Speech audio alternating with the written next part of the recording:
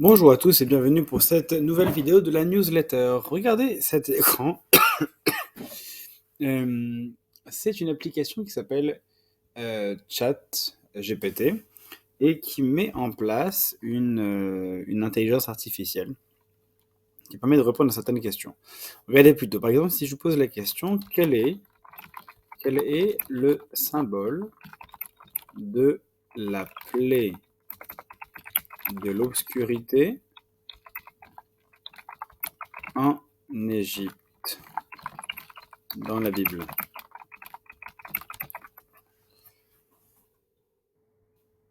Dans le livre de l'Exode de la Bible, la plaie de l'obscurité est la neuvième plaie infligée par Dieu aux Égyptiens pour les convaincre de laisser partir les Israélites qui étaient alors esclaves en Égypte. Il est dit que cette plaie a causé une obscurité épaisse et impénétrable sur tout le pays pendant 3 jours, de sorte que personne ne pouvait bouger ni travailler. Il est important de noter que la Bible ne donne pas de symbole particulier pour cette plaie. Ce passage de l'Exode est principalement un récit historique. Il est donc principalement focalisé sur les faits d'événements. Certains commentateurs de la Bible ont toutefois donné des interprétations symboliques de cette plaie en la considérant une représentation de la vanité et de l'aveuglement spirituel des Égyptiens.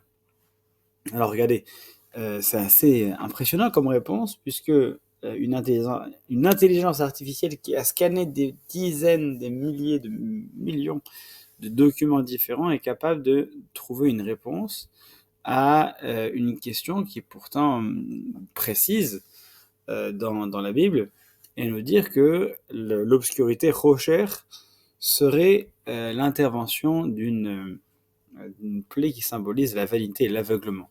Alors je me suis posé la question et je me suis dit mais comment est-ce que ce programme a été mis en place et comment l'application, le programme peut être aussi précis. Alors je lui ai posé les questions au programme et il me répond la chose suivante. Je suis un modèle d'apprentissage automatique développé par OpenAI et j'ai été entraîné sur un grand nombre de textes, y compris des livres, articles, etc. En outre, je suis capable de comprendre les demandes des utilisateurs et de fournir des réponses précises en utilisant des techniques de traitement du langage naturel comme la compréhension du contexte et la génération de phrases. Cela permet de comprendre la demande d'un utilisateur et de fournir une réponse précise. Il est important que j'ai été entraîné sur les données disponibles jusqu'en 2021 et donc après, c'est plus compliqué. Donc ce programme a été mis en place pour comprendre notamment les questions d'ordre philosophique, religieuse, technologique, scientifique, etc.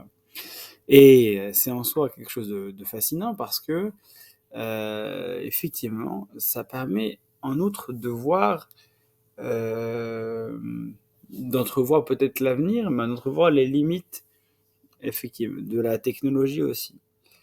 Dans cette application, on peut poser la question qu'on veut et avoir des réponses qui seront basées sur ce qu'on peut lire. Et ce qu'on peut lire, j'imagine, à peu près partout. Donc effectivement, par exemple, si je pose une question plus précise, on va se rendre compte très rapidement de la limite de l'outil parce que comment répondre lorsqu'on pose une question qui va avoir plusieurs réponses en fonction de la connaissance, en fonction par exemple, du courant dans lequel on est. Une question précise, est-ce que la fille d'un non-juif peut épouser un Cohen? Qui est une question technique, d'ordre technique. Forcément, là, le programme va être embêté parce que si on posait des questions à un rabbin, il donnera une réponse qui traduit le sens de la halakha. Et si par contre on va poser la question à une personne du mouvement libéral, eh bien lui dira la halakha est moins probante, donc peut-être que ces, euh, ces questions-là avaient un sens jadis, mais ne l'ont plus aujourd'hui. Regardez par exemple, il est important de noter que cette règle est basée sur des règles religieuses, des textes religieux, et qu'il peut y avoir des divergences d'interprétation et de pratiques selon les communautés et les individus, et donc important de discuter ces questions avec les rabbins. Donc c'est un outil qui est extrêmement précis et extrêmement intéressant à envisager, en tout cas sur le plan philosophique et sur le plan religieux, évidemment aussi. Alors c'est vraiment incroyable, n'est-ce pas, d'arriver à voir une machine qui est capable de faire des trucs pareils, c'est complètement dément. Ça me rappelle en fait le véritable sens de la neuvième plaie, l'obscurité. L'obscurité, ça peut être effectivement une obscurité qui est l'aveuglement, la vanité de l'Égypte, qui pensait être toute puissante. Pourquoi toute puissante? Parce que la toute puissance dans l'Égypte antique, c'est le dieu Ra, le dieu soleil, Ramsès n'étant que le fils symbolique du dieu Ra. Et donc, effectivement, pour arriver à laisser partir le peuple d'Israël et donc admettre la puissance d'un Dieu qui les dépasse tous, d'un Dieu unique, ben, il faut également admettre la défaite ou l'impuissance du Dieu Soleil également, le Dieu qui a créé l'univers, le Dieu Tout-Puissant. Et pour arriver à cela, eh bien, il faut accepter que les croyances qui étaient les leurs, qui leur permettaient d'avoir une forme de puissance relative vis-à-vis de ces dieux qui étaient tous segmentés, dont ils pouvaient s'inspirer, qu'ils pouvaient utiliser, il fallait admettre qu'il y avait une forme d'erreur et donc admettre la finitude d'abord de leur humanité et de leur Dieu. Et c'est la raison pour laquelle cette obscurité-là, cette 9e plaie est tellement puissante parce que elle est capable d'oblitérer la puissance du soleil, la puissance éclairante du soleil de Ra. Peut-être que justement, ce qu'il faut lire dans cette plaie-là, c'est qu'il n'y a rien de plus vertigineux que d'accepter une toute-puissance qui dépasse toutes les autres. En fait, d'arriver à faire face à l'infini. Lorsqu'on est face à l'infini, on est face à une sorte de gouffre, de vertige qui nous dépasse complètement. Et ce vertige, effectivement, représente une forme d'obscurité aussi. Lorsqu'on est face à des logiciels comme ceux-ci, qui sont capables de traiter des milliards d'informations à la seconde, on est devant une forme de toute-puissance relative. Mais il ne faut pas oublier qu'elle est toujours relative. Que ce serait nous-mêmes nous engoncer dans une forme de croyance antique égyptienne que parce que nous pouvons contrôler une forme de toute-puissance relative, alors on devient soi-même tout-puissant. Ce serait soi-même justement se voiler la face, ce serait soi-même tomber dans une forme d'obscurantisme face à ce qu'est le réel infini, la réelle absence de limite, en fait, la vérité absolue. La nécessité, bizarrement, pour pouvoir y voir clair, c'est d'accepter ce vertige, d'accepter cette obscurité qui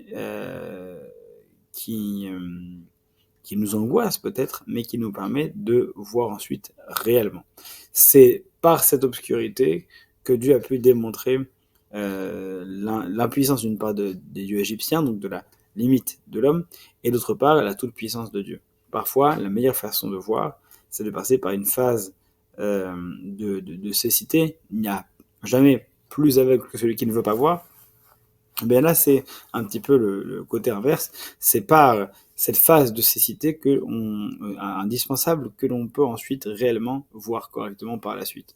Se rendant compte que la connaissance de l'homme est une forme, en fait, cette limite est une forme d'obscurité, en réalité de cécité, puisque ce que nous considérons comme la toute-puissance de l'homme est en fait une réelle limite. Donc, en fait, lorsqu'on pense être clairvoyant, voir clairement, en fait, on ne voit rien. Mais il faut d'abord passer par cette phase où on ne voit rien pour ensuite admettre ce qu'on peut réellement voir. Et lorsqu'on admet ce qu'on voit réellement, qui est une vérité relative, là, on peut envisager ce que pourrait être donc la vérité absolue, celle qui est liée à l'infini, celle qui est liée directement à Dieu. Shabbat shalom à tous, et on se voit ce Shabbat pour les 3 dernières plaies dédiées